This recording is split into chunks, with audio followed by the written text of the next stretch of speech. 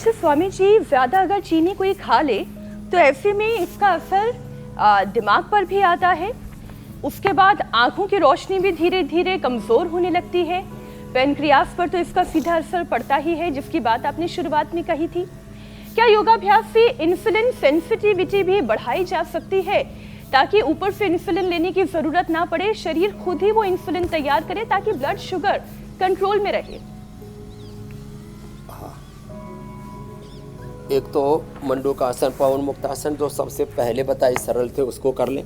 कपालभाति करते करते पॉइंट दबाएं। जो आज हमने उपाय बताए, खीरा, करेला, टमाटर का जूस, मधुनासिनी, मधुगिट का प्रयोग, और देखो उसमें आंवला, एलोवेरा, गिलोय, और फिर देखो इधर ये रखे हैं, ये इंसुलिन का पौधा है, सदाबहार है, ये चिरायता, कुटकी, गुड़मार है।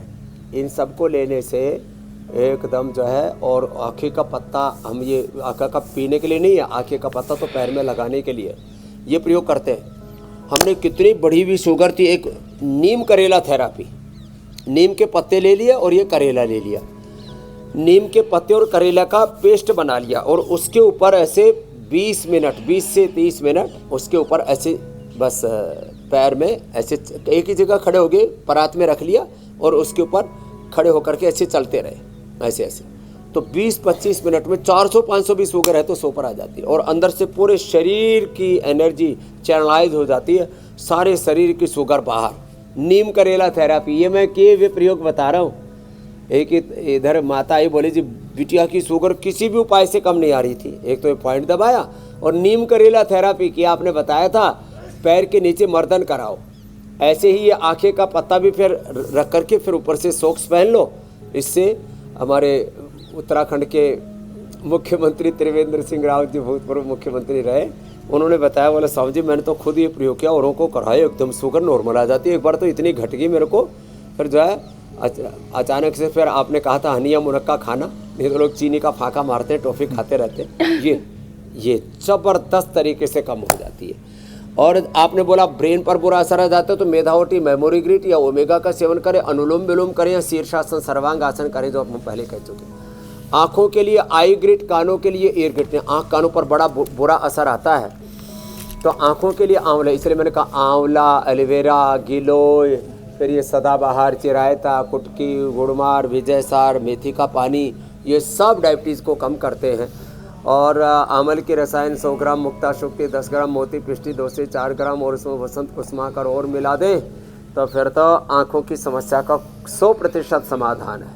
ऐसे भी जिनकी आँखों की रोशनी चली गई थी, मैकुलर डिजनरेशन हुआ था, उनको हमने ठीक किया है डायबिटीज़ के कारण से, जिनकी आँखों की रोशनी एकदम निचले स्तर पर आ गई थी। और इसका बहुत बुरा असर होता है, पूरे शरीर की नस नाड़ियाँ ऐसे अंदर से सूख जाती है, न्यूरोपैथी अंदर से चबक होता है।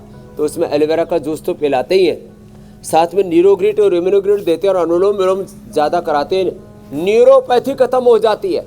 क्रिएटिनिन लेवल जिनका बढ़ गया था उनको हमने रिनोग्रिट दिया और नीम और पीपल के पत्तों का रस पिलाया। नीम, पीपल, कासनी, गोखरू, नीम, पीपल, कासनी, गोखरू और जो, इसका काढ़ा पिला दिया और ये दे दिया रिनोग्रिट। तो जिनका क्रिएटिनिन लेवल बढ़ गया था 7-8, कितना बढ़ गया था तुम्हारा?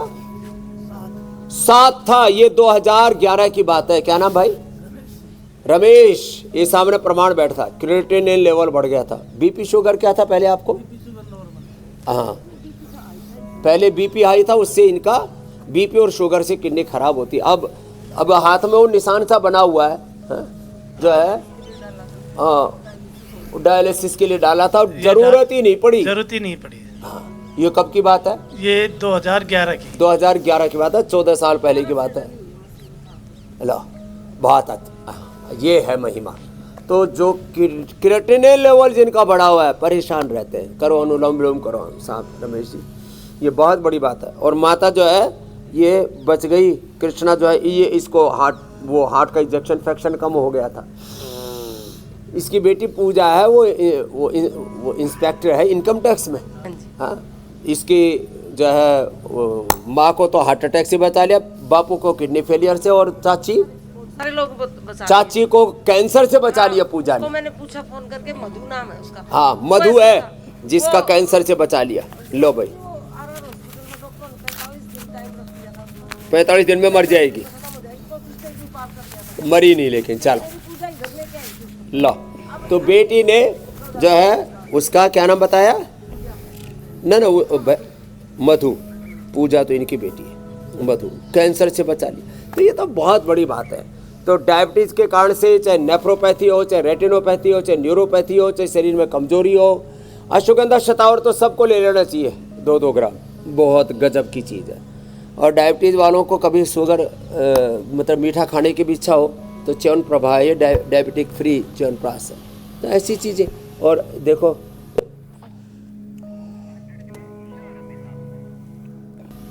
ये स्टीविया का पौधा है, स्टीविया का मीठा, इसको आप चाय में, दूध में, कहीं में, कोई मिठाई में, किसी में भी डाल लो, बहुत बहुत मीठा होता है स्टीविया, पूरा पत्ता इसका। और अकेला जो स्टीविया का जो एक्सट्रैक्ट निकाल के यूज़ करते हैं वो तो शायद हो सकता है कुछ हानिकारक हो, लेकिन पूरा का पूरा पत्ता यूज़ करो ना। प्रकृति ने, परमेश्वर ने जो जिस कंपोजिशन में एक साथ 100 से लेकर के 500 1000 तो उसके मेडिसिनल कंपाउंड हैं, उसके अलग अलग औषधीय गुण उसके अंदर एक साथ पैक किए होते हैं। तो उसको जब हम एक को निकाल लेते हैं ना, तब उसके कुछ नुकसान होने की संभावना है। यदि समग्रता में उसका प्रयोग किया जाए तो दिक्कत नहीं होती है। तो सारे साइड इफ़ेक्ट दूर होंगे, डायबिटीज़ और डायबिटीज़ की कॉम्प्लिकेशन, शुगर की दवा और इंसुलिन और उसके जो कॉम्प्लिकेशंस, सब से एडवर्स इफेक्ट से मुक्त हो जाएंगे। बस कपालभाति, अनुलोम विलोम और फिर भ्रामरी उद्गीत, इससे स्ट्रेस फ्री भी हो जाएंगे मेरे भाई अमित।